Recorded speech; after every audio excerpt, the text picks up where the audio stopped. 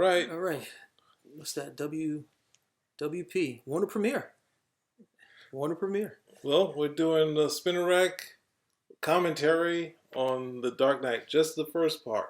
That's right. And if this goes well, we're going to do the second part anyway, so Yes. it doesn't matter. But hey, we've got this. You may have heard there's this film coming in, and it's Batman versus Superman. And whether Zack Snyder wants to admit it or not, this is the genesis for it. Why? Because it's one of the biggest stories of the DC universe. It's pretty much where DC got almost all of their ideas for the next 30 years. 1986, you've got Crisis on Infinite Earths, Watchmen, and The Dark Knight Returns. And since they're trying to bring the whole DC universe together, Dark Knight Returns is a good way to get Batman and Superman together, because what better way to bring together the two greatest superheroes than having them beat the crap out of each other and then teaming up later for a fight? It's Marvel and it's DC. Perfect. Wonderful. So what is it? This is the opening scene, just like in the comic. Bruce Wayne is in a race. Yeah. He's got a mustache. What is it? We learned really quick, because if you look at the whole scene, the car is malfunctioning. Yes, that's the video doing the thinking for me. The car's malfunctioning and he's ripping the wires out. He's taking control. The biggest difference that you see with the animated as opposed to the comic is there was an internal monologue that really helps you along. But if you were reading the comic, you get to realize, Bruce Wayne wants to go out in this blaze of glory. He's got this kind of death wish thing. He's got a midlife crisis, death wish, blaze of glory. He's lived past, I guess, his prime, and he wants to go out in this really big blaze, and he can't do it. As in the comic, he would say, "Well, this would be a good death, but not good enough." Yeah, that's what is missing. Well, I guess that's the end point. But now we get into the heavy, what was it? The sort of spoofing the news. Right now, they're sort of getting into that thing of the pundits and the point counterpoint as done in Saturday Night Live, but which we were also arguing about as being satire, Right. Which is not. It's just comic relief. Yeah, I know this guy I know, he takes the whole thing of The Dark Knight Returns as a satire, and I think there are satirical elements, but the entire thing as a satire for me is it's just a bit of a stretch, because there's so many things that are pointedly satirical rather than the whole thing being satirical. Mm-hmm. But you get whatever response you get from it. And this is one of the things reading it that really captured me. That big, fat, stocky, Batman symbol of it, like the bat symbol gained weight. Yes, yeah, it sort of pushed out. That let us know, hey, this wasn't the Bronze Age Batman that you had seen before. Yeah. This was going to be a lot different. Now, this is a weird part of it, because Bruce Wayne and Commissioner Gordon might be the same age.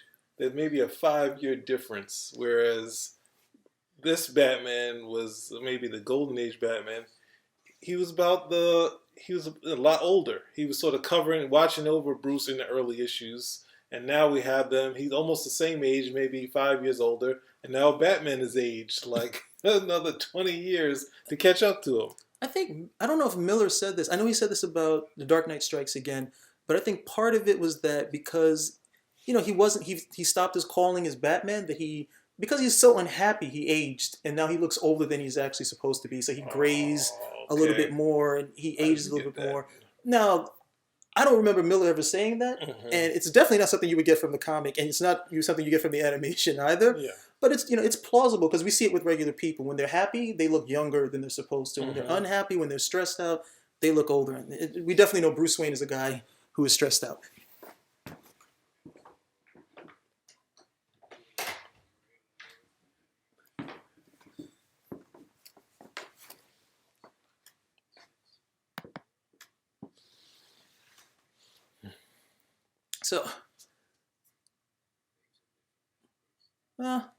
So we got some exposition over here. Well, we also have that. Commissioner Gordon knew he was Batman all this time. Well, he shouldn't he? It's not that big of a... It's not. Yeah, he's smart enough to know, but they're just sort of playing that up. So we hey, he always knew, and he'd let it go, and he sort of protected him so no one would attack him and kill him. I mean, the Batman disguise is not that great of a disguise if you put. I mean, look, whoever the guy only operates in Gotham City for the most part. So you have to think he has some connection to the city. And then two, to do the stuff he does, he has to have a whole bunch of money.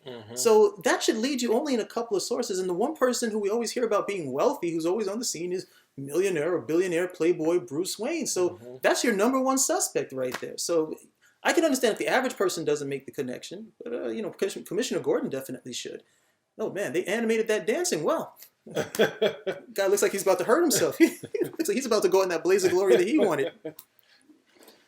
Yeah, they're trying to keep that same sequence from the comic where they had what did Frank Miller want? Well, he had like those 12 panels, and they would all be like television sets. So we're looking into the comic, but almost like we're viewing television. So they have that little pass right there.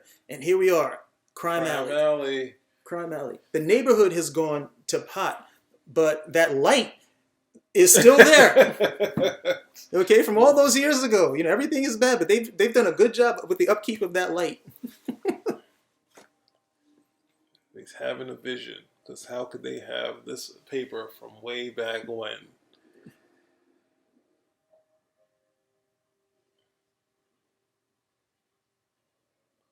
Yeah, another element. Well, this is Frank Miller versus the X-Men. He has the mutants. They look like Cyclops with a mohawk, which Storm had a mohawk at that time. They got knives. Who's that? Wolverine? They're saying slice and dice. There's a lot of symbolism here.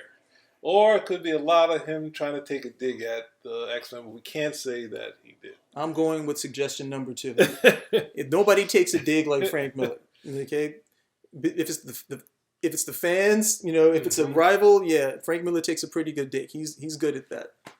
But I mean, he was clicking on all cylinders with this. Yes. At least, well, for myself, I always broke The Dark Knight and The Dark Knight Returns rather, and they did the same thing for the animation. But I break it into 2 parts, not just because it's 4 books, but if you read it, it's really there's a shift when we get to the 3rd book, and there's a shift when we get to the 2nd part. Where, I mean, I can understand where someone just says, well, look, it's a satire, because the 2nd part is definitely more political. Definitely more of the satire stuff comes to part. But the first part is probably one of the most excellent Batman stories you could ever enjoy. Once you get to the end of the first part, by book 2, that right there, that's a perfect ending to this story. Yeah. But, a little backstory for, guys who may want to know or not want to know. It was Dick Giordano who was working as editor on the book. And Miller was so late, and I guess he was just really giving the guy such a hard time with stuff in terms of the collaborative and the creative process that Dick Giordano said, hey, look, I'm off this. Since nobody seems to be wanting to police you, I'm not going to police you either. And you can see there is a tonal change. There's a qualitative change with the stories. Not that it's any worse or any better, but there is a definitive change, even in the artwork too, because he decided he would take some liberties. Well, not liberties. Klaus Janson is probably one of the best inkers in the business. And he decided he didn't like Janson's inking, and he's like, I'm going to do this myself. And you can even see it in the artwork. I didn't like necessarily what he did, but those things happen there. So he's lost the mustache, which is magically fallen off because he doesn't remember shaving. And we just introduced Alfred, that sort of makes fun of Bruce and the comedy aspect that's not in the book. Alfred is more of sort of a father figure, or even more of a grandfather, just a caring and loving. And this one, he's sort of just saying how ridiculous he is as this crazy point in his life being Batman. Which, to be honest, I didn't realize. You pointed that out to me. And I had read some of the Bronze Age books, but I didn't. It wasn't until you pointed it out that wasn't always Alfred's character. Him being like a sardonic Brit or something of that nature. That he brings that into it. And then, of course, no Batman story would be complete without the Joker. Yes. And then, see, right there, Miller's taking his first dig at Superman. He's got the wacko psychiatrist with the, with the S, and then the get real, real, Superman. And here we have a major moment. Finally, Harvey Dent, the both sides match. And again, Two-Face is one of my favorite Batman villains. When he's used well, he's an excellent Batman villain, because to be honest, he doesn't really offer much. He doesn't have all this training. He's not like a ninja or anything of this nature. The biggest thing is that he's used to be Batman's friend. They used to work together. And then we have that complexity and that conflict of, your friend now being your enemy. Yes. And we'd have to well, I'm going to pull off these capers with the number 2 on them. But this was one of the reasons why it worked as a really good Batman story, because Batman ages and his villains age along with him. And we see that a lot of we'll get to see a little bit further into this. But always one of my favorites, and I thought he was used very well. I thought, Miller used him very well here. Makes him look like Lex Luthor. I guess everybody bald looks like Lex Luthor right now, DC universe, especially with the suit and the tie. Oops. Oh, it's not scarred anymore. Well, it's supposed to be a 2-headed coin. Yeah, there he is. There's the guy.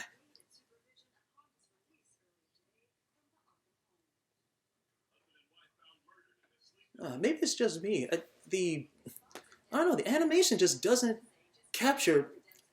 Well, that art was. It's the reason why I was able to accept a lot of the stuff that happened in the second part. That art, some of the sequences are just, from a comic book standpoint, even from just beautiful. Even not from a comic book standpoint, they're just really nice sections. It just doesn't translate here with some of them. That whole sequence where he's coming in and it's Wayne Manor and it's big and it's expansive and it's dark and it's brooding, but it's lonely. And it's hard to get that here. I'm not exactly sure why. I think most of it deals with just the imaginative aspect of it. I was able to imagine it better in my mind than they can portray it right over here. But they did, what was it? Bruce Timm already animated parts of it in the animated series, and it was closer. He had Darwin Cook do the storyboards. Yeah. It was a lot closer, and this is more DC's standard, even though the sizing and the build of Batman is on point. It's not trying to get translate Frank in here that much. Well, he's not too hard to draw a block, right? He's pretty much, they took square jawed and made square jawed, square body. But this Darwin Cook. Darwin Cook does all of that great stuff, especially with those Golden Age Golden Age characters. So I thought that was just right up his alley. He was able to translate that very well. And I remember that everyone who ever watched the Batman animated series cover to cover remembers that episode. They did the first sequence with the Dick spraying art. Yes. With, the giant pennies and Rob. Really cool. Yeah. And then they did the second one with the Dark Knight. They did a third one, but to be honest, that one escapes me. But yeah. Yep. One of the only internal monologues that we're going to get in the show. Okay, in this first part though. And the internal monologue was just crucial to getting this story through. It's basically his angle and the fact that what his demons were. He's dealing with, this is what the current comic didn't really understand, that this is a Bruce Wayne that gave up his war on crime. So it was driving him, and the internal monologue presents him driving him to come back to becoming Batman. And that's what's sort of missed, not hearing his angle of what he could do, how, his own struggle. Yeah. And it's parallel with how Gotham gets progressively worse, that he's, taken back the oath that he made that night, on his parents' gravestones. What was the other? And then, of course, yes, Bat comes through. That's a Frank Miller edition. Yep. The Bat flies in the early story, just sort of flaps around. Yep. I just come in. And the Frank had to add. They had to change that because it was more violent. And that's more, that works. But I liked it because I just found it more of like a mystical aspect to the character. I was never 100% certain who was talking. Yeah. If it was like the spirit of the Bat, and then the Bat comes through again, especially once he gets injured by the mutant and he has to go to the cave, and the cave sort of rejuvenates him, which we'll get to see a little bit later. Yeah, even with this sequence right here, in the comic, because it's played out panel by panel, it's more dramatic. That sequence was over so quickly. Yes. And it's Batman, but even in the comic, it was kind of like, maybe a little bit uncertainty, like what's going on here. Mm-hmm. So a wee bit more suspenseful. Here's Frank Miller. Here we go again. I don't remember Frank Miller doing this. I had to look. I remember that guy in the book. Hey, I don't remember the pimp. Frank Miller. No, there was a pimp, I don't have to look at it again. I'm not sure. I'm and the not complexion dying. is correct. I The don't. I same. have to look at it again. I don't remember this. I think they diverted off of Well, the in this we actually get to see him. In the comic, all we got to see was the hand. Okay, so here they wanted to be certain that we knew it. So once again, there's Batman. He's like personifying Frank Miller's, long crusade against black men as he portrays them inside of his comics. Hey, look, at some point, he did the Martha Washington stuff. He did. That's what I'm saying. He cares about black people, and don't say just black women. Oh, we have Carrie Keller. Come introduce him. Okay, I won't just say black women, even though it's true. Come on, you saw 300. There was no black man who could survive. He killed them all. This is madness. What you're saying is madness. He killed him, and he cut the other guy's head off. Okay, so one of the best additions, Carrie Kelly, though. See, the backstory I think really matters because Frank Miller was on record saying he never liked Robin. He didn't like Robin. He's one of these Batman lovers who doesn't like Robin, which always kind of like, I don't know, it's kind of like saying it's like you like soup, but you want to eat it with the fork. That sort of thing when it comes down to it. So he doesn't like Robin, but he introduces a Robin. Well, he had a little help. John Byrne. Favorite John Byrne came in on the plane and said, you have to do Robin. And it should be a girl. After I think Jill St. James, Jill St. John in the Batman TV series, she had the Robin costume. Yeah. Oh, we did. Yeah. I remember that. I actually remember that. The whole thing, though, is because for me it translates to, okay, I don't like Robin unless I create her. Yeah, there's a little of that. There's a little of that. If I make Robin, then Robin's cool. And we also move. Oh man, we'll get to that a little bit later, but. Those type of things I always found a little bit cheap because, hey, I don't like these guys. But if I create them, they're cool. Yeah, there's a lot of that in Frank. I said a little first, but it's actually a lot. I mean, you could say he did it with Daredevil. He sort of recreated him in not just a happy-go-lucky or sort of unlucky in love character. Yeah. Well, I thought he got a lot of flack for that. I thought there was still a lot of, even with the Daredevil he did, I thought there was still a lot of light moments, fun moments. But Daredevil was supposed to be this guy who's fighting crime. He's supposed to be one of these, he's really a lower tier, closer to the ground type of character. And so I thought it worked for there. I'm not 100% certain about, he went much further with Batman in that level than he did with Daredevil at all. So I'm not certain how well it works, even though the reception to it is, without a doubt, it's nearly unanimous that this is what people want from the character. Even though Denny O'Neil had returned him to pretty much this, and they were like, no, this is what Denny O'Neil did on steroids, easily. Yeah, and again, they're trying to animate some of those really cool scenes from the comic. I don't know how well it works, at least not for me. Well, if they tried to, that's what I'm saying, you had maybe Darwin do the storyboards again and try to really get the angles right. Well, they decided to trade off the image of him falling with the rain and the utility belt flapping, and they decided to trade that off with the cover that that iconic cover of him falling with the lightning in the background. And when I look at it, I'm like, no, the one Miller did in the comic is the one you need. Yes, That's the one that actually makes a little bit more sense with the scene. And then here, it lost a lot of the speed to it. It if you felt like there was energy. Yeah. These men are mine, and he's moving. Like they're after him. One of the cops are after him, but it lost all of the energy. I was just looking at that panel the other day, and he says these men are mine. And then you see he does the whole thing with the cape, and it's 3 panels, and by the third one he's gone. But it's almost like he's magically fading and mystically just evaporating into the mist. It's like some sort of vampire, and it's hard to get that here. Yep, there's another guy. Let's see what happens to him. Here's a key scene. Say that, hey, his arms aren't strong enough. Look at him. Look at him struggling. Yeah, it doesn't come across. Do you need that internal monologue? You need that internal monologue. I don't think a lot of guys have, climbed the rope. So it's like, okay, well.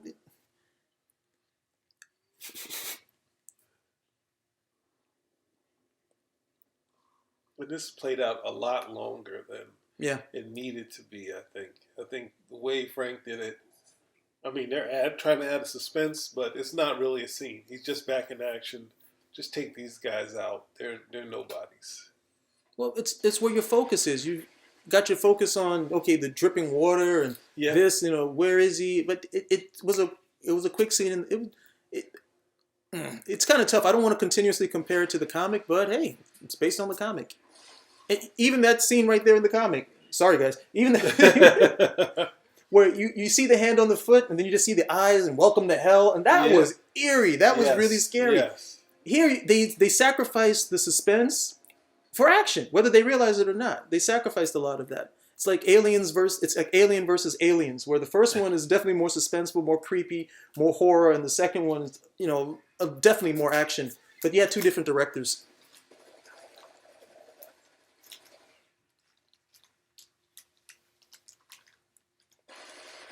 Yep, shoot at nothing. That always works. Yeah, this is entirely too long.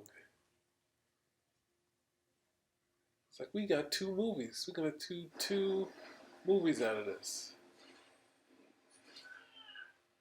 Oh, goodness.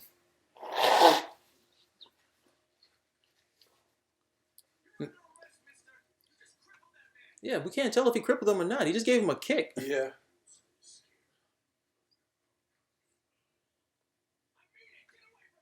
We know the cop is scared. He can't hold the gun steady.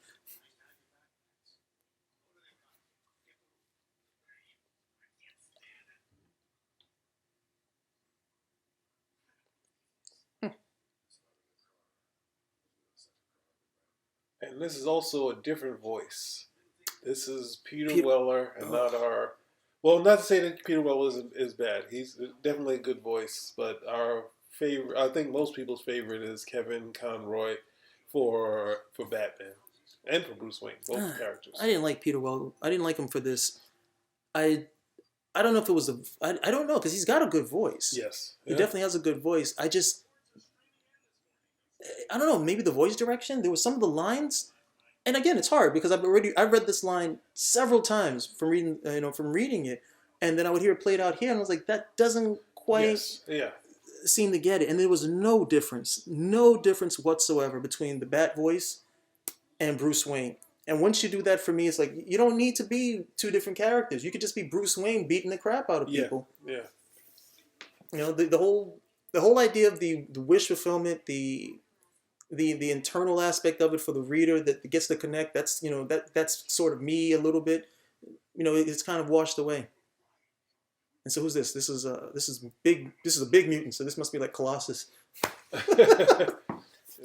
He has some Colossus, some Wolverine. It's bald because it is bald like Professor Xavier. We can put them all the mutants into this character, this one guy that Batman's going to take out. Again, like I said, if it's some commentary on that, Miller was he was clicking on all cylinders. But it's sort of like Kingdom Come by Alex Ross, where Kingdom Come embodied all of the excesses, I think, of the Image revolution and the things that were going on with Image. Yeah. Oh goodness, where the heroes were like, hey, you couldn't tell the difference between the heroes and the villains. Yeah. Which is ironic because now it's pretty much that. You can't tell the difference between them. And if he's taking it, if he's taking it, they go, the mutants, that was the hot thing and everybody's a mutant, then yeah, he was well within it. So the funny thing is how discordant he is now with a lot of this stuff. And that makes me wonder, did he have his finger on the pulse then, or was he just, or was it just so apparent that he was like, hey, let me just put this in here? And the Bat phone sounds like the Bat phone. Because it is. It's the same phone, red.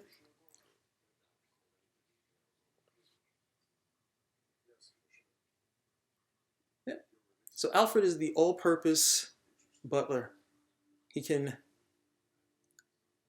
do what, field medic. He can do field medic stuff. He's a masseuse. That's one of the problems I had, that he's now an old family retainer that was in the war, where in fact he hadn't been introduced early in the Batman's series. He came later.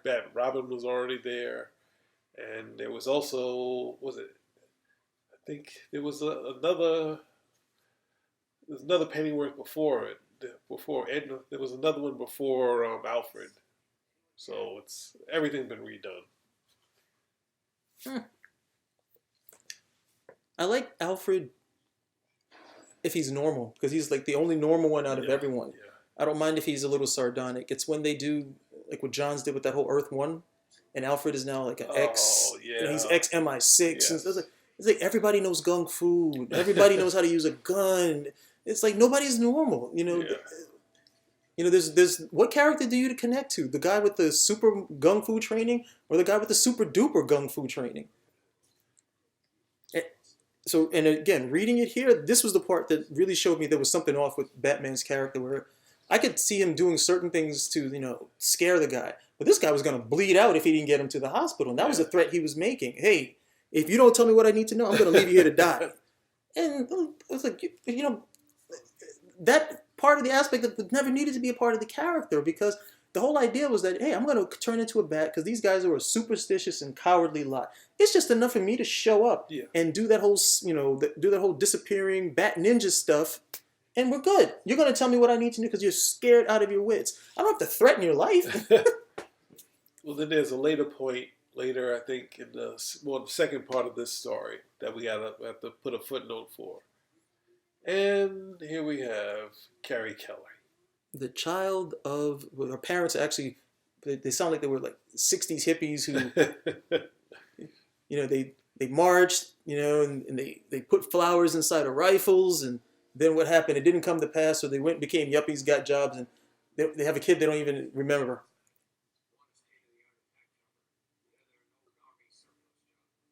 No. And I wondered about the bat signal being shined off of the building, which, of course, there's no way he could really see it. The whole sky thing would have been, okay, you could see it from anywhere. Yeah. But I wondered if they did that just because, you can't really, we wanted a little more aspect of realism here. Yes. But I always wondered about that little portion there. But as a good friend of mine would say, comic books. So we don't have to think too deeply on it, even whether it makes sense or not. See, the coin is still wrong. It's supposed to be a two-headed coin. How do you make these mistakes?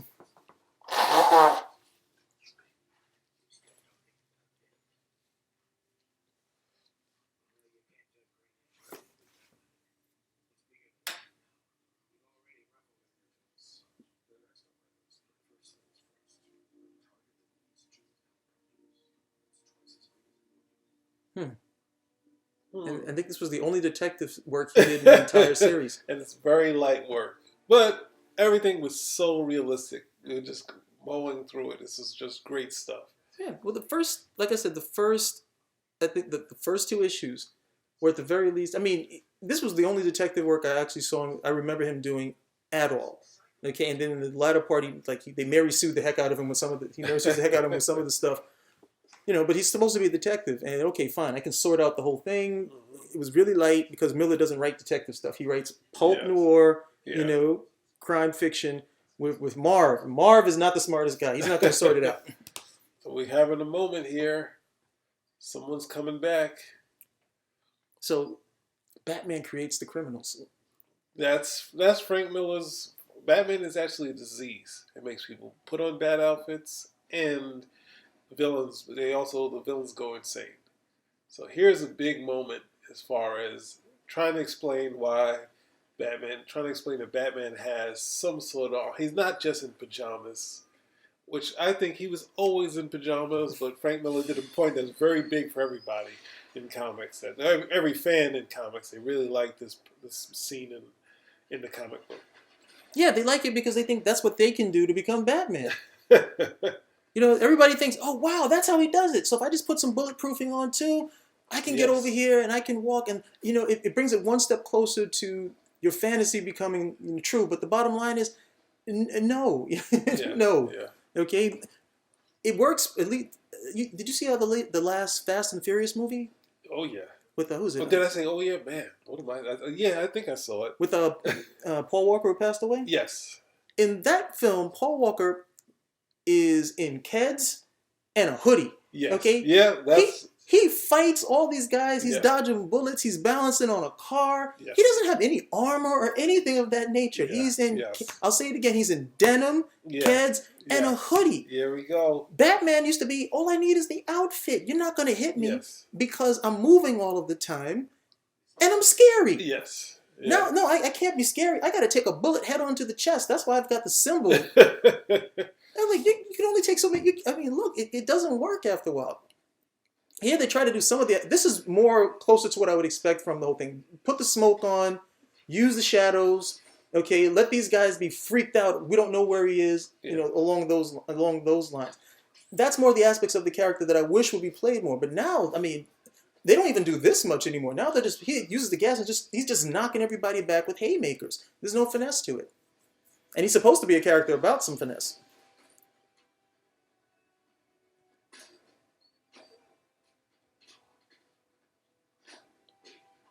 Yeah, this should be more. Did he do this in the comic? No. Yeah, I think Frank needs to see the stuff happening.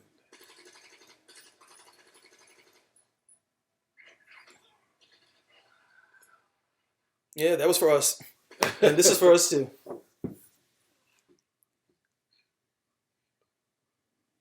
See, all we needed was one. Yeah, that's what's supposed to be happening. But what happened? He's supposed to throw something at them, and they were all immobilized because it was some sort of fear toxin. I think he was alluding to like what the Scarecrow did. Okay. That is.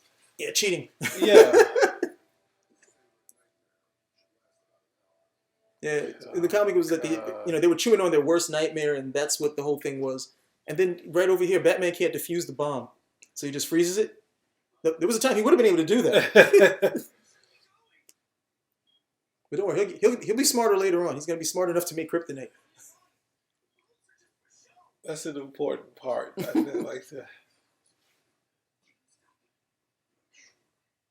Of course not.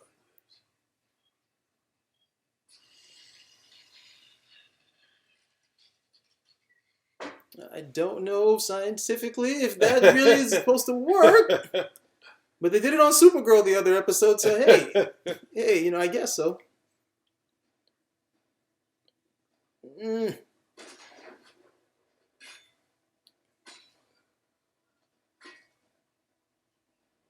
Okay. And that's the best tightrope I've seen. He didn't give way at all to any weight. He is perfect with putting that together. Well, I actually like that aspect in the comic where he was running across the road because he's supposed to be like a trained acrobat that a lot of people seem to forget. So he should have been able to go across the rope, have the balance. With the only person better than him would have been Dick Grayson. And then we lose the whole sequence here. He's falling at that point, and it's like he was having a heart attack. He thought he was. Yeah. And he's saying, "Look, if this is a heart attack, it's all over. But Harvey, I need to know." So a lot of the weight of the weight is just taken from it. Those guys, why did they fly off in a helicopter with a bomb? Oh well. And this aspect of the perfect timing for Batman. It is a part of comic books, but it will play out later when he in the other part of the story. The bomb timing.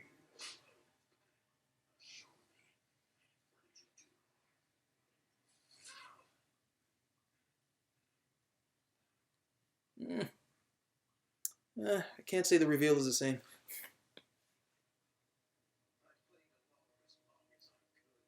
And I don't know why, but that first issue for me just seems longer than what got played out here. It's like some of the sequences that we shown here were longer than they were supposed to be, and then others of them just come across so short. But there was never I don't know. I think one of the things that really missed is that if you read the comic, you understood why Harvey Dent was so important to Batman, because this was a guy who was helping him, and because he was helping him, he ends up, having his face disfigured. It fractures his mind.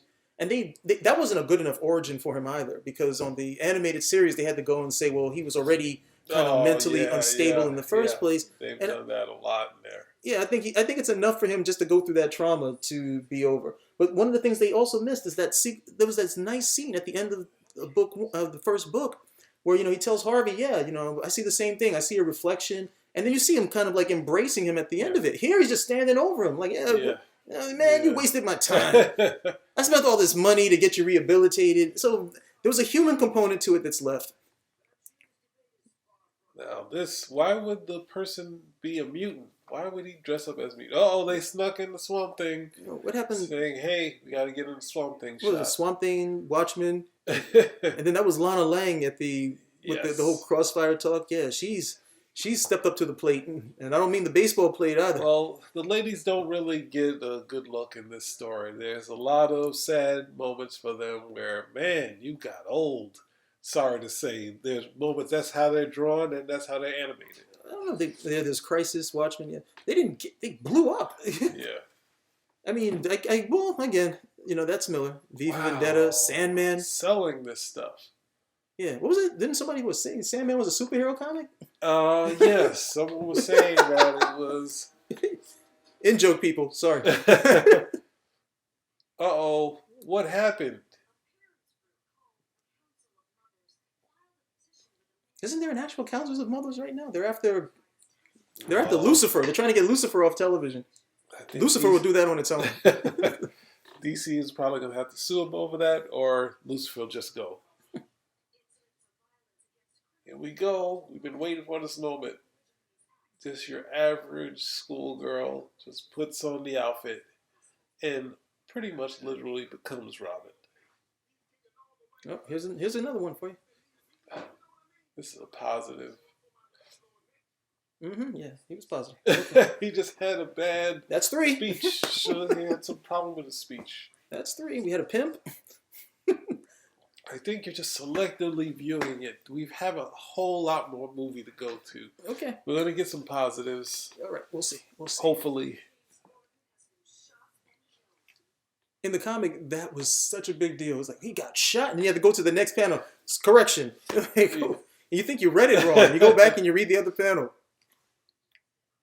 What was this, and the backstory for her was that she was in gymnastics class, so of course she could translate the balance beam and go out onto a ledge and do all of this stuff.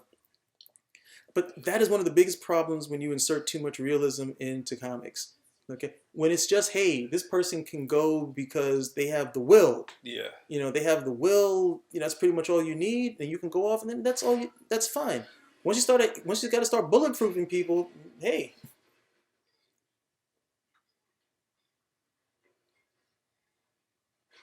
Well, this is an attempt to make it believable. Say it's harder than it looks, even though later it'll get a lot easier for her. But, she should have been dead. Hey, this is harder, but she survives. She's at the middle of it. She falling down, and then somehow she catches on to the fire escape. No dislocated shoulders or anything. She just admonishes herself gently. Some Robin, but she's gonna try again, and then it's all gonna be fine. Oh yeah, this is gonna be cool. He's gonna shoot the guy. Uh-oh. No, I think this is a scene. This is a pretty heavy scene coming up. Oh yeah, this was a big deal because he goes on to, well, when we get to part 2, in the Joker, you'll probably redress this, but in this scene right over here, it's pretty clear what he does, right? Yes. There's no argument between the two of us, right? Yes, exactly. So, it's a big, huge gun. Everybody's using guns. So he's got yellow on. What X-Men character is that? Well, that one wasn't out at that point. But we can say they were going for Jubilee. Yeah, there are a lot of guys who would like to see Jubilee. Wow, is that the same one from earlier? Well, this was again, for me, this was sort of the mystical aspect of it. It was almost like he had the bats, he had the bats to command, the bats to control. They were with him.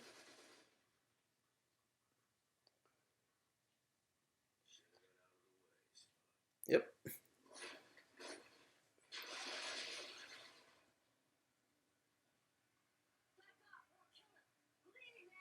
Now remember, Batman doesn't kill.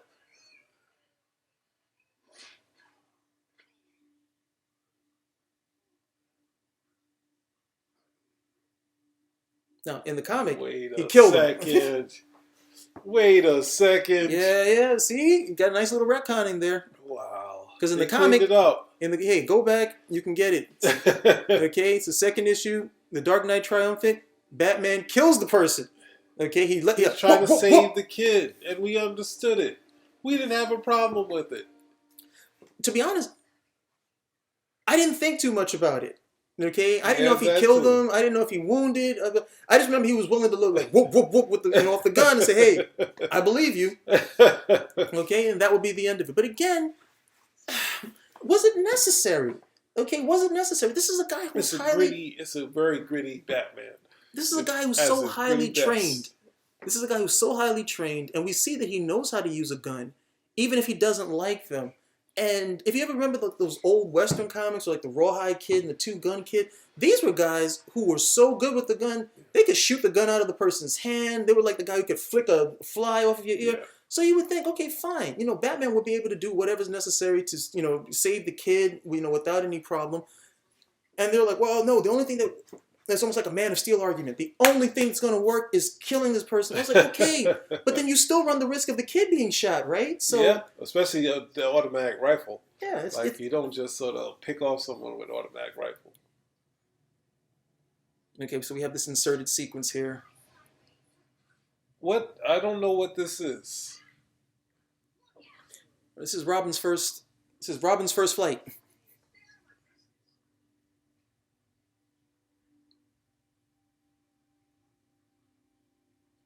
Yeah, that's the thanks you get in Gotham City. I don't know. I wasn't with that one, but I guess it No, established her why in the world would he getting the stop? heart to first the confidence to say She she can can't make fight. Why in the world? it. She doesn't look like she could fight at I all. think she has the will to win, as you were saying earlier. Nobody's seen Robin in years. And he outweighs her by at least a good 40 Yeah. pounds. He looks like he's a foot taller. What? Yeah. I guess the only reason for him to turn away is because, okay, if he engages her, then the two other people who might engage, so he's one of that superstitious, cowardly lot. So in the comic, all we got was a shot of Batman holding a guy who was draped inside of the flag. Yes. Okay, and then we get some caption exposition as to allude as to what were the reasons and what happened and so on and so forth. Here we get all of this extra dialogue, and to be honest, it doesn't work. It really doesn't work. Why? Because that sequence with him holding the guy draped in the flag, the obvious thing we're thinking is that Batman finds the guy dead and has at least some compassion about the whole thing to wrap him up as, to cover him like you would a dead body. Here, it's just like he admonishes the guy, walks off. Hang on, did he go yet? Yeah, missed it. But anyway, guy pops himself. Yeah. And, that's it. So, again, the human component that was in a good portion of those first two books, and I'll probably say this a lot, the first two books is sucked out right over here. And it's all because this was 1986. Yeah. And The Dark Knight Returns has been so influential to again, when I say influential, I don't want people to think it's like money in their pocket. Yeah. It's like it's influenced them to such a great degree that they want to tell The Dark Knight Returns, but they want to be even harder, edgier, more gritty than this one was. And then you run at the risk of Batman being just a big blocky caricature like he is in some of the sequences here. Like him in the big blocky tank. And they had the nerve to call this the Batmobile. They had the nerve to call it the Batmobile. That's crime to call this a Batmobile. It's just a tank. And this is the first allusion to Superman that I actually got in the books as well. Because I remember he described it. He said, the only thing that can cut its hide isn't from this planet. And at first I was thinking, it must be some sort of metal from another planet. But then it turns out the only thing that engages it later is Superman. Okay, so that was like the first allusion that I had to Superman in the series. I don't know. I guess no, because then we watch the Nolan films, and the Batmobile becomes it becomes a tank. Yeah, for a tank in those movies. It becomes a tank, and I guess you have to find what side of the fence you fall on. Do you like the the incredibly over muscled steroid driven tank that's supposedly the Batmobile? Yeah. Complete with rubber bullets. Or do you like the sleek vehicle that's supposed to be able to get him to someplace speedily, in and out, silent, that sort of thing? I think the closest thing they had in the Nolan films was that tumbler that he had. Yeah. And I didn't think that was necessarily the best thing. But and the rubber bullets aspect of this, of the Nolan films, that he was driving a tank with rubber bullets, It's a tank. Yeah. Just take everybody out. Why have a tank and you're just sort of pushing people away? The force that a tank has, even rubber bullets, would penetrate anybody. So The whole idea, well, yeah, it's a tank. It's like when they have Wonder Woman with the sword. What's the sense in her being with the sword and she's never going to cut or kill anybody with it? You know, this is with like the old Defenders with the Valkyrie, and she's always hitting people. Be glad I only hit you with the flat of my blade. There we go. That must be like a really hard way to fight, since it's meant to. The edge is what you're meant to use. Yeah. I did like that sequence with Robin sliding down while the Batmobile was sliding down at the same time. I thought that was cool. Well, I think I think having her a little more in this did help the aspect of saying that she's around. I didn't really like her fighting this early in it, but just showing her. I just like the sequence. You know, I thought that sequence was well done. This extra stuff right over here with the grenades, and we're gonna try to get through with an axe. It's so futile. It's just unnecessary because we don't care about this. We care about the big fight with the mutant guy, and all you're doing is just pushing that off. Now, the mutant guy over here, I am certain I've seen this guy in some sort of character before, but it's more like a manga character, because I know Miller rips off manga every chance he can, because he was like, hey, I can make Elektra because nobody's read this manga over here. I have. They haven't read this. Here we go, rubber bullets. It just let us know that this tank was somehow shooting rubber bullets. It's the same as if you shoot a rubber bullet out of a gun. Now, if you're not certain about it, yes, you can kill someone with a rubber bullet. Okay, listeners, don't think, hey, it's all right, I got some rubber bullet. You put something in a gun, rubber bullet, rock salt, yeah, you can still hit somebody in the eye, they're dead. Yes. It's not going to bounce off the eyeball, so it's okay. No, they directly took in this panel out. Yeah, I think the panels that probably would have worked well, no, there's sequences that needed to be animated for clarity, or sequences you could have animated because they would have just been cool. And then there's certain things they're just trying to look. We want to capture those iconic panels, the ones that you remember. And it doesn't work as well because you remember them. Yes. You remember them, and it doesn't come. At least for me, it doesn't come across as well. Here we go. Yeah, Darwin Cook. Yeah, Darwin Cook nailed this. Yeah. They should have got him. He probably said, "No, I'm not doing it again." Yeah.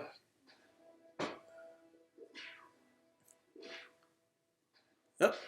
Okay, so this is what? This is Rocky. This is Rocky 1. Okay, Batman's a bum. No, this is the Rocky 3, the first fight in Rocky 3. Okay. Rocky thinks he can do it. He starts off well, and then Clubber Lang just starts to. See, I bet he wished he had some armor there, right? Yeah.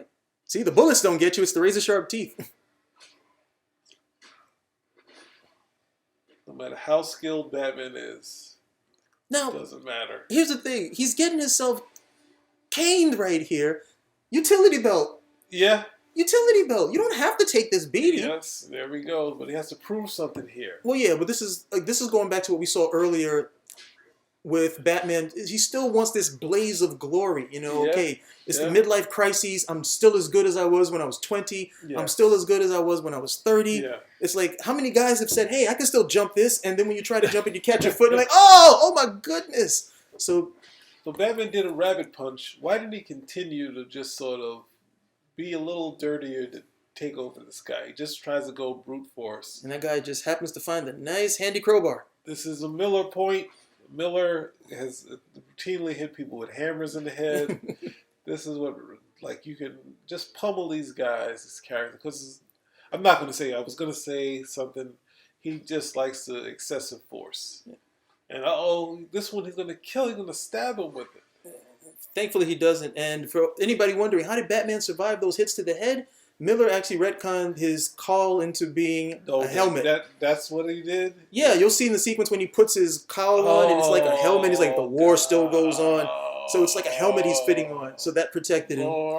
The biggest problem I have with this sequence, again, in the comic, while he's getting beat up, he's got this internal monologue, and he's remembering Dick Grayson. He's like, Dick, where are you? I need help. It's very powerful. He's like, Dick, where are you? You're supposed to be, you're always my little monkey wrench. I need help, Dick. I'm in over my head. Yeah. it happened all the time, and you were the guy who was always had my back. Where are you? And then of course this Robin shows up, which I guess was a really powerful scene because Yes. Dick Grayson and Batman, at least within the Dark Knight Returns, are kind of like the father-son estrangement where they just Yeah. We don't know what happened. We want to, and yeah, also we as fans want to see what happened to Dick Grayson in the story. yeah, We you know realize, yeah, go ahead. because we know Jason. We know something happened to Jason, and we don't know what happened to Dick. Well, wait a second. How strong she? I guess she Willpower. can. It's I guess she willpower, can man. fight. If she can carry this guy that looks like a. Well, no, see, it's just there we go. Okay, see, she didn't have to take him the whole way. She's just going to be the little monkey wrench. He can lean on her a little bit. She must be tough. She must be as strong as I was wrong. She's not just an ordinary girl who did gymnastics and did floor routines. For all the haters out there who don't like Robin, you have to remember that only 2 years of Batman's existence. Is it even 2 years? Yeah, I think he's really early on. It's really, I think it might be, no, I think it's only a year. Yeah. And then Robin comes in on. Batman would not have survived as long as he did without Robin, because Robin brought in a lot of younger readers, opened up a lot of storytelling opportunities. One of the biggest things was always, Robin dies at midnight or Robin dies. And they really played on that whole thing until finally they got a 900 number and just killed them all together. But Robin was a really important part of the mythos, and it was with the Bruce Timm and Paul Dini with the animated series. Yeah. I don't know if you heard about that, but they didn't want to use Robin. They said no. Yeah. And they introduced Robin early on. They said, so he exists. And they're like, okay, get rid of him. Get him out of here. Yeah. And they didn't want to show him. And finally, what happened? These guys said, look, put Robin on the show. Yes. And they were like, oh, we don't want to do it. He's like, are you kidding me? They was like, we want more kids to watch the show. Yeah. Okay, put Robin on the show. And it's like they had to be forced to do it. But when they were forced to do it, the show was still good. Yes. They found avenues for it. And guess what? More kids were actually watching it. Okay, so, their reluctance to do it, this whole idea that Batman's this solitary figure and he works alone. Yeah, he works alone, except for Alfred. Commissioner Gordon. Robin.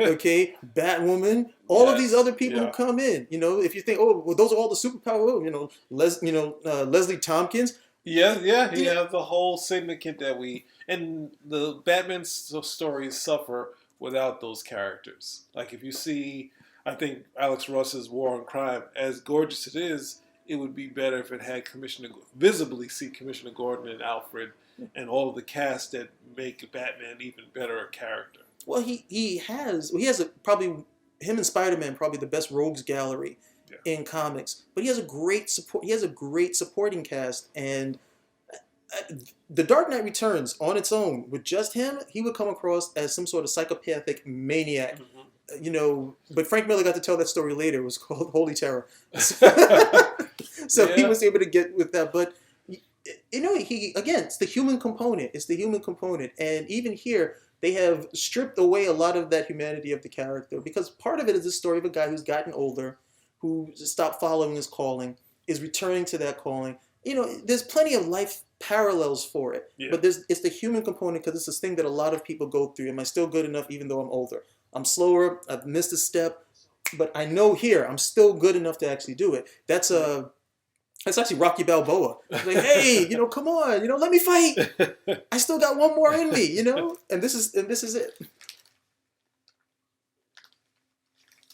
Again, all the mystic aspects of Batman: The Dark Knight Returns left after issue 2, but this for me was a very important sequence where he goes and he strips out of all of the Bat stuff, and he's looking for that Bat who infused him with the will, to go out there and have that war on crime, that one-man war on crime, to become this Avenger of the Night.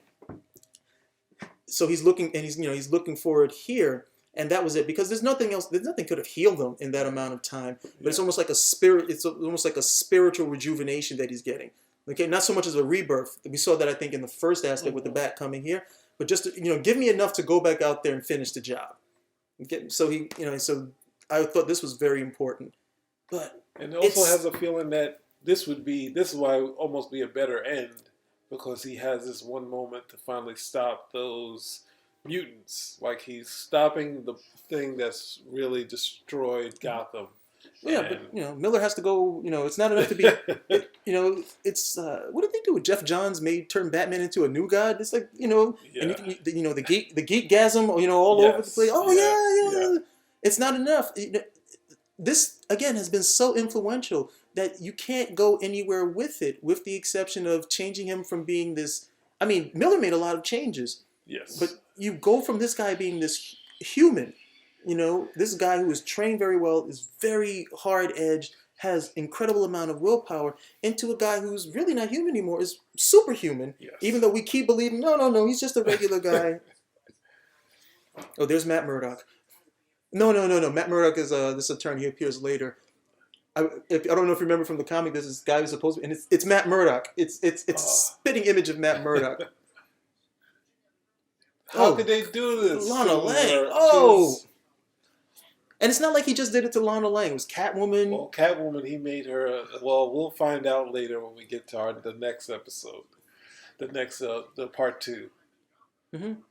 Yeah, we know why he chose the name Bartholomew. Yeah, this was some period piece type stuff where in the 80s you did have this sort of, self-help psychological talk. Yeah. The guys would come, and it's still with us here, permeates American society where, hey, this thing happened to you when you were 6. That's the reason why you are where you are now. And like, no, it happened when you were 6. It's time to let it go. Yeah. You got to move on from the whole thing. And of course, this was his whole liberal versus conservative thing, which is ironic since, Reagan is president at the time, and he's going to take issue with Reagan. Yeah, so to being on both sides, I can't.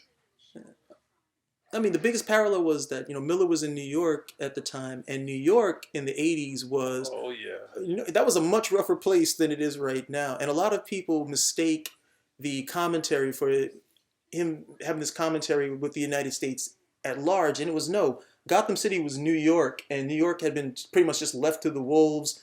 There was a crack epidemic. There was a bunch of stuff going on over here. It's dark. And so it was the commentary there. But then, of course, people would like to amalgamate. Oh, no, he's talking about the old United States. No, he's talking about New York, which is a very different thing than the entire United States. If you were there in New York, or if you know anything about the history, it was not Disney. Disney was not at Times Square yet. Oh, yeah.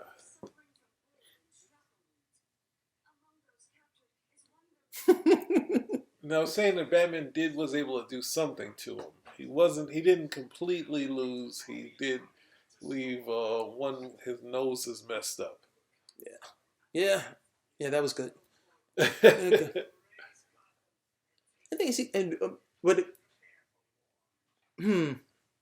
don't know how well it works as a criticism, but it's a fight he shouldn't have lost. He didn't have to beat him with the Batmobile, but he could have come out and handled it differently. But then we see him handle it differently later, even though it's still very close to what he did before. It was like, I want to beat this guy hand to hand, and you don't need to beat him hand to hand. You were never, you were never that was never your character to begin with. You could take somebody hand to hand, or you could come over behind him and knock him out. But the whole idea was that fear was supposed to be the weapon. The fear of just seeing you and what may or may not happen. That was supposed to be the big thing. So this is another part where we go into the self-help sort of the aspect of the criminal isn't so bad, like how the media deals with I guess the criminal being not as bad. It's the conditions of what cause them to be bad. What's a nature versus nurture sort of thing. So Frank is sort of playing up this aspect that hey, the mayor's is gonna you can see what happens. It's not. He's saying you're stupid. He's like, these guys need to be put down, and we need to stop giving these guys 6 and 7 and 8 chances. Which it's hard to disagree with that. It's like, look, this guy's obviously dangerous. You don't want to treat. But Miller again is taking the most extreme example. There's no reason for you to be sitting with this guy alone. Why would the mayor decide to do this? Okay, you look at that image right over there, and then look at him. He's trying to be tough. He's dead. He's dead before. Yeah, that was great. Why would Commissioner close the door? That was straight out of South Park with the. That was. I mean, and that's your commentary. Okay, stop. Treating these guys with kid gloves. Yes. Yeah, you don't treat those guys with kid gloves. Okay, but then you got the guy who's like what? A pickpocket. You're gonna shoot him too. Yeah. That's where but it's a Miller thing. Millers aren't. where he finds nuance in his story is always very amazing for me because he'll do something like Martha Washington, which is nuanced like crazy. Mhm. Okay, and then you'll see him come and do Holy Terror, and you're like, what the? You're bringing up Holy Terror a whole lot, and Because no, it was wholly horrible. He we wanted don't. to remember he wanted to do that for Batman, and then you've got Miller fans out there who are like, "Oh no, you know, they explain it away. They do that whole reader response thing. Well, this is what I got out of it." And like, no, that was come on, man, that was scat on toast. You know, It's another exploration. As I like to say, another exploration on art. And I think Frank, do I have to pay for it? as bad as it was story wise, you when you're trying to do propaganda, you can't just decide I'm going to use Batman, who can't get across to deal with the Taliban. He's not a character that can work and fight the Taliban. Maybe Superman can. The war goes on, Yeah, but this time it's a mask. It's not yeah, a it's not helmet. the helmet. But in the animated, he didn't really hit him in the head. He was smacking him in the back. You know, the one, you know, because he didn't put armor there. Just well, I'm just going to catch bullets through the chest. I'm never going to be bitten in the shoulder or beaten with a crowbar. So I don't only need armor right there on the chest. Well, see, it's hard when you because we always have there's always somebody who's your enemy, and especially if you're the states, you have an enemy. You're going to do what? You're going to go all out. You're going to get rid of this guy, and then while you're doing that, somebody else is building themselves. So periodically every 5-10 years. What was it 10 years ago? You know, it would have been Al Qaeda. We had to get rid of them. Nobody talks about Al Qaeda anymore. Now it's ISIS, but with Miller going after it, it's like, you would think he would want to be a little bit more timeless. There's a timeless enemy of crime. Yeah. Okay? There's a timeless enemy of crime. Go after that, Yeah. and you're fine. And, you can make some stuff over there. But Holy Terror was just, good. That was like, it was bad. It was just bad. That's just too much indulgence. I think it's too much indulgence on his part. And yeah, I could go for the whole thing about, okay, let's experiment a little bit with the art. But you got people paying for this stuff. It's not an exhibit. I think if you look at his stuff, at some point, what Soul was obviously 300 is Frank, how he takes sort of historical things and highlights the high points. So then you go to Holy Terror or Dark Knight Strikes Again, where the story parts are very short. The action parts and the drama is very large. So you just need a little bit of story that could probably be a good 12 issues as just like a panel. And everything else, is all the big stuff. So I can't now. Commissioner Gordon has really blown it this time. Before we get to Gordon, I apologize to everybody. It might have gone just a little bit on a tangent, but that last sequence where the whole mutants were talking to each other, that was another thing I thought that Miller did very well here, creating this street lingo for them with the whole, spud, chicken legs, and that sort of thing. Yeah. But by the time you get really immersed in it, because you understood what they were talking about, and that was really done. He really found the groove for that sort of dialogue within the comic. Really not too much to do with it here in the animated series, in the animated viewing of it. To be honest, I don't know how well it comes across in the animated viewing. And why is Commissioner Gordon popping Nicorette? It's trying to be a little. He can shoot. He can shoot somebody, but he can't smoke a cigarette. Okay. Trying to for his wife, for Sarah. Oh man, come on, Commissioner Gordon, be a man. Puff up on that pipe. Get up on that pipe. Now, what's going on with the new commissioner? Why does she have the gloves on? Why does she have the trench coat on? What's going on with this character here? She's a lesbian. Okay, I think we've already. That's enough. All we have to say on that. Let's move on. Come on, it was pretty obvious when we saw him in the comics, right? Short haircut, the masculine clothing, the glasses, the square, nothing feminine about them. Though Miller's women have gotten more and more. Good grief! I remember Daredevil. What is this now? First appearance of Elektra, Daredevil 168, and she was like a very captivating figure for a young kid reading, the comic. I thought a very good look. And Miller says his women have gotten better as he's gotten, as he's been drawing more. And I keep trying to understand because to be honest, they look closer to the men a lot of the times. You're just thinking of certain. Some of them haven't. Well, I don't think. I guess as far as characterization, You know. Well, it's 1986, Yeah. and I'm very certain that Miller putting forward was to let us know, hey, Yandel is not just the Yeah, no, first. it's supposed to be about her sexuality, but this was supposed to be a major development. This is supposed to be the person who is letting Batman do whatever he wants is going, and this new commissioner is no nonsense. And she might be a lesbian, but the main thing is that Batman isn't gonna have a free. He isn't gonna be free to do whatever he wants now. He has someone that has no ties to him, and now this will be a new challenge for him to face, or maybe not. This Well, is where they're sort of planning the takedown of the mutant leader. They're yeah. sort of putting it together, and Batman's going to finally have either he's going to win or he's going to go out in a blaze of glory. And this time he thinks he's ready. Right. What was how did he convince Commissioner Gordon? He's like, no, Jim, they need to be defeated, humiliated. There we He's go. like, he's like, we can't just call in the National Guard because Uh-huh. no. I need this. I need that Yes. blaze of glory. And Jim Gordon, to his credit, recognizes the fact, you know what? I got to let this guy do this because if not, I'm never going to get rid of him. Yeah, I'm just so bothered with Batman and his dream, but I'll give up. He's going to do it. It's my last action as commissioner. But why are they translating the nipples as tattooed nipples? They are. I don't know. I know Frank Miller is trying to have the nipples just to bother us because he's it's Frank Miller. But now it looks like he just added their tattooed color on them rather than just some. That's what he should have done. He should have bit his nipples instead of biting his nose. He Probably could have would have done stopped them.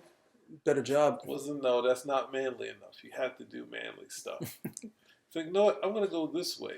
And see, but again, I'm not gonna go that way. There's no voiceover, and the whole voiceover is what let him out. It was the suspense that you needed with the I don't know why they sacrificed a lot of that stuff. I remember him saying, "Yeah, come on, a little closer." He's like, "Yeah, that's a rat. Don't eat it. I know you like them." Okay. He's like, you keep it. And then he came over and was like, okay. And then you would see the cape, and he's like, okay, that's all the standing between you and me right over there. But they sacrificed that whole sequence. He gets out and he's there, and he finds his way out there too. But where did he go to? How far from the prison is this? Far enough, I suppose. Nice. This is the dump. So the prison, Yes. the prison isn't too far from the dump, which I guess makes sense,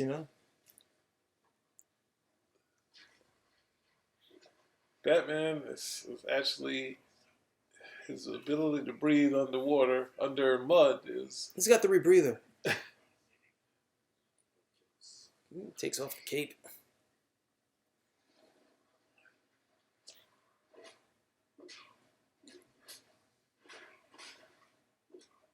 Yep, still throwing haymakers.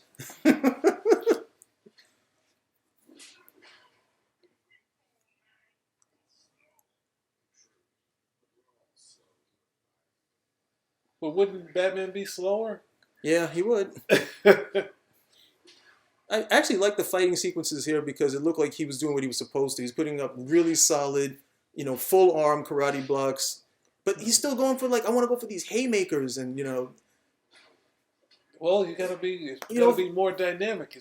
Batman has to beat this guy. It's not much that he hits him in the nuts and then hits him in the back of the head. He has to punch him out.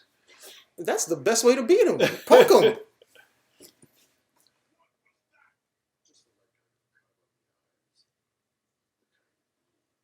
Yep. Oh. Finally, something. They give yourself some sort of edge. Yeah. Oh, great. Judo. Use the guy's strength against him. You can do that. Remember, now, in 86, Batman, I don't know how well versed he was with martial arts. Now he knows every martial art on the planet, all 127 of them, which is ridiculous. But at this point, he didn't know this. So, hey, oh man, the guy's really cheating. He's throwing them. Oh, when did that happen? That never happened. So Batman took that with no problem. Yeah. He took a flaming garbage can to the head. Yeah, these guys don't seem to be so slow and thigh deep in mud, right? They seem to be pretty quick. Batman found a nice rock to throw at him. He's still sitting in the middle of the mud. Well, I like what they're trying to do. Like, yeah, okay, he's he's got the nose. He's doing the faster punches. He's looking for precision strikes. Uh-oh. The mutants have finally seen the light. And this guy must be really tough, man. Ooh, He's that like a was Rocky dirty, film. Batman, just hitting the Yep, he's skin. So he's got the cut over the eye, so he's half blind. He can only use one arm, and it's still not going to be enough. Wow. Oh. I guess it's over. I would say it's over. Yep. That's right. Batman don't shiv. Batman don't shiv.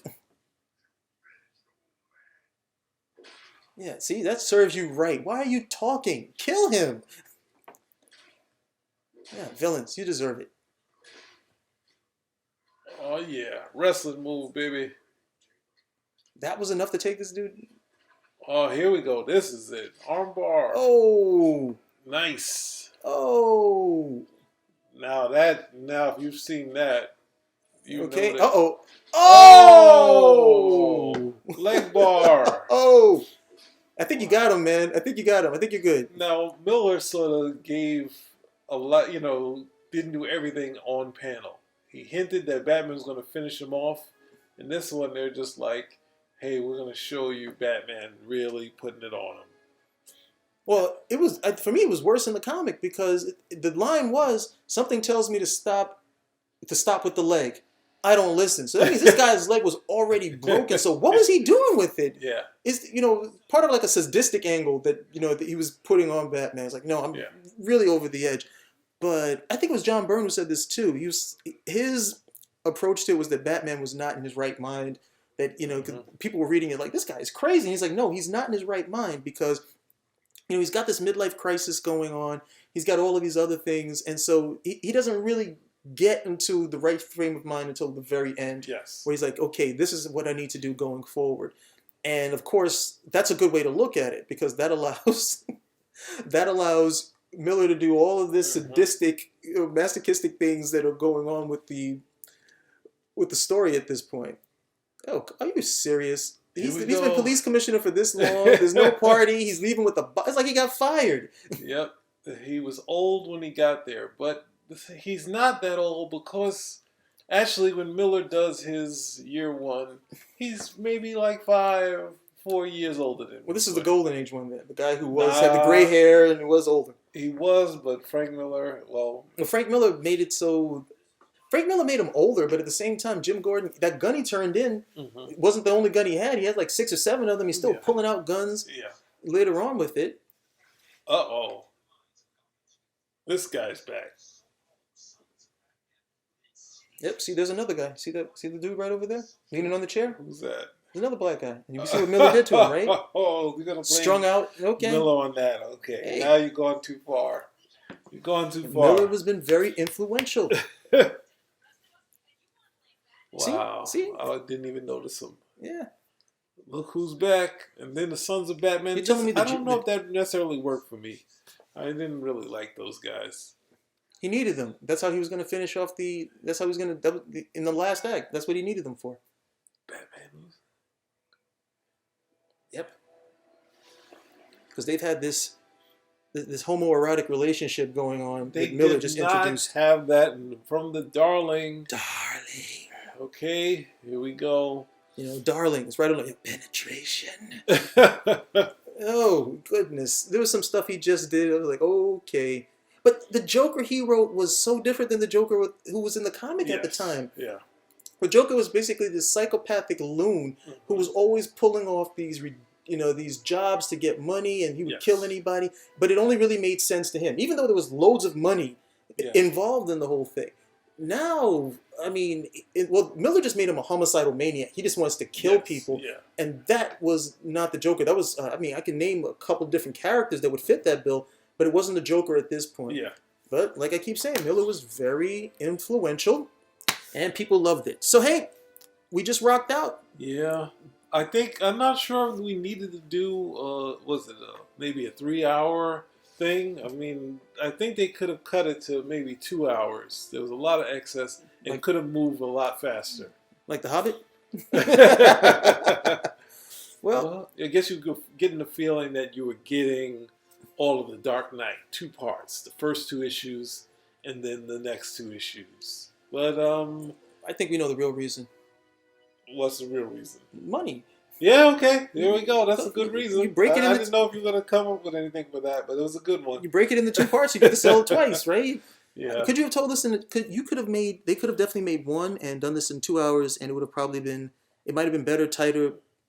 I don't know because the same people would have been doing it. Yes. But hey, why not break it into 2? Hey, why not make 3 parts to a story that was told in could have been told in 1 hour, rather than one film with The Hobbit. Well, I would only end with that when they did an animated series, they truncated the whole fight into one fight in a commercial break where Batman sort of loses and then he puts him on the surgeon table. And it was powerful. So I think it could be shorter.